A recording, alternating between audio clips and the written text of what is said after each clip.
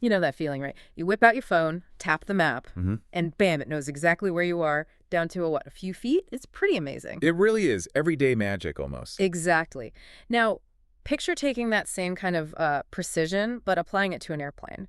Moving fast, maybe in cloud. Hmm.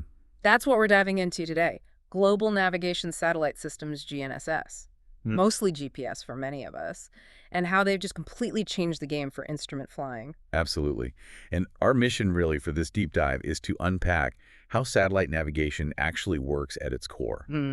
We need to zero in on two ideas that are, well, critical for pilots. Yeah. Accuracy and integrity. Accuracy and integrity. Okay. Yeah, and then we'll look at the, frankly, ingenious systems, augmentation systems that boost these signals, make them solid enough for really demanding stuff, like instrument approaches, even if there's no traditional ground kit. Which is huge for GA pilots. It's foundational. It's the bedrock of performance-based navigation, PBN, a totally different way of thinking about flight paths. Okay, so let's get into that. Especially thinking about, say, someone working towards their basic instrument rating, the BIR. Flying maybe a typical GA plane, a Cessna, or a Piper. Good focus.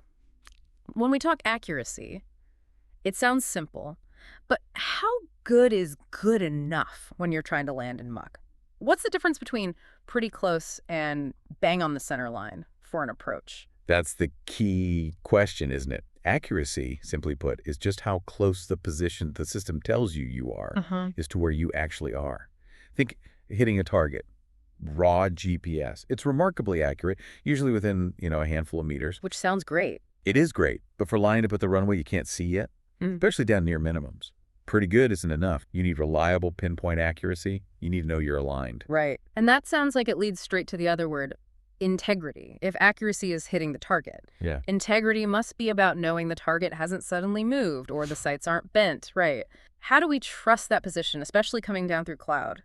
Exactly. That's integrity. Yep. It's the system's promise. It's saying, look, I'm giving you this position and it's accurate to this standard. Yeah. But crucially, it also promises if for any reason I can't guarantee that anymore, if the data might be bad, I will tell you immediately. Okay. That's the safety net. Descending towards decision altitude, that warning is everything. It's a difference between a safe landing and, well, a disaster. It lets you commit to that approach because you trust the system's self-monitoring. That makes perfect sense.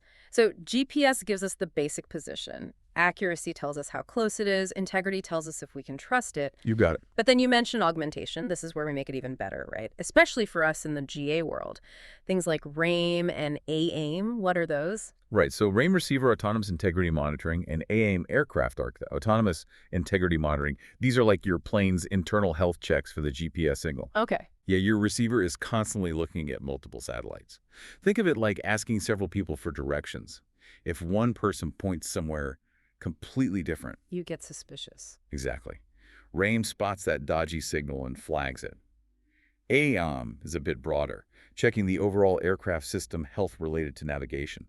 In the cockpit, this means you get a clear warning like NAV unavailable or something similar if the integrity isn't there. It's your go-no-go check for many GPS approaches, the non-precision ones especially. So those are built into our boxes. What about external help? You mentioned making GPS good enough for precision-like approaches, like LPVs for the BIR. That sounds like something more. It is. That's where the external augmentation systems come in. Think SBAS satellite-based augmentation systems. Here in Europe, that's EGNOS. Right. I've seen EGNOS mentioned. SBS uses ground stations to monitor the GPS signals, figure out tiny errors, and then broadcast corrections via geostationary satellites. It improves both accuracy and integrity over a huge area. And what does that mean for me flying my PPL holding self towards a BIR? It means LTV approaches. Localizer performance with vertical guidance. SBAS makes the signal so accurate and so trustworthy that you can fly an approach with vertical guidance, just like a traditional ILS. Wow. But without the expensive ILS gear on the ground. Suddenly, loads more airfields become accessible in IMC, even smaller ones. It's a game changer for GA-IFR. In GBAS, quickly. GBAS ground-based augmentation system. Similar idea, but it uses a transmitter at the airport. Super precise, but very localized. Mostly used by airlines and bigger hubs for things like Category 3 approaches. Less common for typical GA ops right now. Okay, so wrapping this up, it feels like the real story is the combination. You've got the raw satellite signal from GPS or other GNSS, Precisely. and then you layer on these integrity checks, RAIM, AAIM inside the Your plane, eternal guardians? and then the powerful external boosts like SBAS, like EGNOS. Exactly. Improving accuracy and trust. And that combination is what gives a GA pilot, maybe doing their BIR, the confidence and the actual capability to fly precise instrument approaches safely, even when you can't see a thing outside until the very last moment. That's the essence of it. It truly has transformed instrument flying, especially for general aviation. Think about it.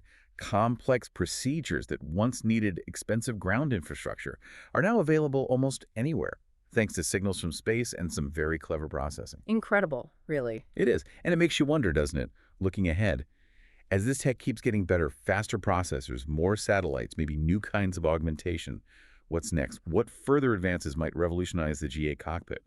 Could we see even more automation, maybe simpler ways to handle IFR? Something definitely worth thinking about.